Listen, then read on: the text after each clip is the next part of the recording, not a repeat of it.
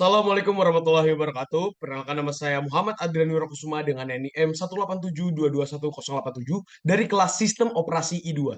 Pada hari ini saya akan menjelaskan terkait dengan tugas sinkronisasi dengan pembahasan the bounded buffer problem. Pertama-tama, permasalahan ini adalah permasalahan yang cukup klasik, di mana ini melibatkan masalah produsen dan konsumen. Ini adalah contoh klasik dari akses bersama terhadap sumber daya yang digunakan secara bersamaan. Sebuah bounded buffer memungkinkan beberapa produsen dan beberapa konsumen untuk berbagi satu buffer. Produsen menulis data ke dalam buffer, sementara konsumen mengambil dan membaca data dari buffer. Produsen harus terhenti jika buffer penuh dan konsumen harus terhenti jika buffer kosong. Di sini kita juga dapat melihat bahwa di dalam buffer terdapat n slot dan setiap slot memiliki kapabilitas untuk menyimpan satu unit data. Terdapat dua proses berjalan, yaitu proses dari segi produser dan juga proses dari segi consumer. Berikut ini adalah contoh daripada penggambaran dari alur produser dan juga consumer. Di mana ketika produser menulis sebuah unit data, itu akan masuk ke dalam buffer yang memiliki n slot. Di mana ini adalah tempat bersama bagi produser menulis data dan konsumen untuk mengambil data. Dan yang perlu diperhatikan pada gambar ini, ketika suatu proses terjadi itu tidak boleh bersamaan. Jadi ketika produser menulis data, itu tidak bisa bersamaan dengan konsumer mengambil data. Begitu juga sebaliknya. Ketika konsumer mengambil data, tidak boleh produser itu sedang menulis data. Kemudian hal yang kedua yang perlu diperhatikan adalah di sini terdapat beberapa hal yang cukup penting, di mana ketika produser menulis data, itu tidak boleh ketika buffer tersebut itu sedang penuh dan konsumer tidak bisa mengambil data ketika buffer tersebut kosong. Jadi minimal konsumer mengambil data ketika buffer minimal ada satu yang terisi, kemudian produser harus minimal ada satu yang kosong sehingga bisa diisi. Oke, mungkin kita bisa next. Di sini ada sedikit penjelasan. Produsen mencoba untuk input data ke dalam slot yang kosong pada buffer. Kemudian konsumen mencoba untuk mengambil data dari slot yang terisi pada buffer. Produsen tidak boleh menginput data ketika buffer penuh. Konsumen tidak boleh mengambil data ketika buffer kosong. Dan produsen dan konsumen tidak boleh menginput dan mengambil data secara bersamaan atau simultaneously. Kemudian untuk selanjutnya ada beberapa notasi yang digunakan di dalam proses produser maupun proses consumer. Di mana yang pertama ada mutex. Ini adalah semafor biner yang biasa digunakan untuk mendapatkan dan melepas lock. Ini digunakan nantinya ketika baik itu dari segi produser untuk menulis maupun dari segi konsumen untuk mengambil data. Yang kedua adalah empty, sebuah semafor penghitung yang nilai awalnya adalah jumlah slot dalam buffer karena pada awalnya semua slot kosong. Jadi ketika empty ini ada, dia memiliki nilai awal berupa jumlah slot dalam buffer.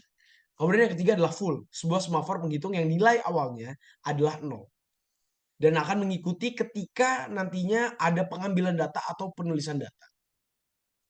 Kita bisa next. Ini adalah proses daripada um, proses produser, di mana di sini kita bisa melihat ada yang pertama adalah wait empty.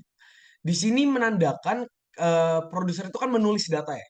Ketika uh, wait atau masa tunggu ini itu akan berhenti ketika empty-nya itu lebih dari 0. Yang dimana artinya terdapat slot kosong sehingga nantinya produser bisa menulis data. Dikarenakan kembali lagi ke penjelasan awal tadi bahwa produser tidak bisa menulis data ketika tidak terdapat kosongnya slot dalam buffer. Sehingga harus menunggu empty lebih dari 0 dan kemudian ketika nantinya ada slot empty lebih dari 0, maka decrement empty. Berarti nanti empty-nya akan menurun gitu. Karena kan terisi ya. Jadi secara otomatis misal ada 3 slot empty dan ketika nantinya ada satu yang terisi, maka otomatis harus ada decrement menjadi slot empty-nya sisa 2 saja. Dikarenakan yang satu sudah terisi, maka diperlukan decrement empty. Next-nya ada wait mutex, di mana ini acquire lock. Nah, mutex ini berfungsi sehingga ketika produser mengisi data, maka konsumer itu tidak bisa mengambil data. Dan ini adalah lock atau penguncian, sehingga nantinya konsumer juga tidak bisa melakukan secara bersama. Yang dilanjutkan dengan pengisian data dalam buffer tersebut. Dan kemudian dilanjutkan oleh signal mutex di mana release lock yang di mana ketika ini terjadi maka konsumer sudah bisa melanjutkan atau mengambil data. Next ada signal full, di mana signal full ini menandakan bahwa ada slot yang terisi. Ketika ada slot yang terisi, maka terjadi increment full. Di mana semisal contohnya sebelumnya yang full hanya ada 2. Ketika adanya pengisian data, maka diperlukan increment sehingga fullnya itu bertambah. Ini adalah proses daripada produser. Dan next adalah proses daripada consumer. Yang pertama ada wait full, di mana masa tunggu. Di mana masa tunggu ini adalah menunggu sampai full-nya itu lebih dari 0. Jadi ketika nantinya full-nya itu lebih dari 0, itu baru bisa konsumen mengambil. Karena jika full-nya itu tidak lebih dari 0, maka itu menandakan empty. Nah, kalau buffer itu empty, maka konsumen tidak bisa mengambil apapun di dalamnya. Wait until full lebih dari 0 dan decrement full. Jadi ketika nantinya misalkan ada yang full itu ada 3 dan konsumen itu mengambil 1 unit data, maka full-nya itu harus dikurangkan. Ada terjadi decrement full dari 3 menjadi 2 seperti itu. Kemudian next wait mutex di mana acquire lock di mana proses pengambilan data juga memerlukan lock sehingga nantinya produser juga tidak bisa menambah data. Kemudian ada remove data from buffer, yaitu pengambilan data daripada buffer tersebut. Kemudian next ada signal mutex, di mana release lock, yang akan berarti bahwa locknya ini sudah tidak terkunci atau mungkin sudah dilepaskan. Dan kemudian dilanjutkan dengan signal empty, yaitu increment empty. Ini menandakan bahwa ketika konsumer mengambil data dalam suatu buffer, maka akan terjadi increment dalam empty. Berarti kan misalkan ada 4 slot buffer yang terisi, dan ketika konsumer mengambil data, maka harus hanya tersisa 3 slot saja yang terisi. Maka diperlukan increment empty atau kekosongan yang bertambah. Jadi menambah 1 kekosongan. Baik, Bapak dan Ibu serta teman-teman semuanya, demikian penjelasan saya terkait dengan topik kali ini, yaitu the bond buffer problem.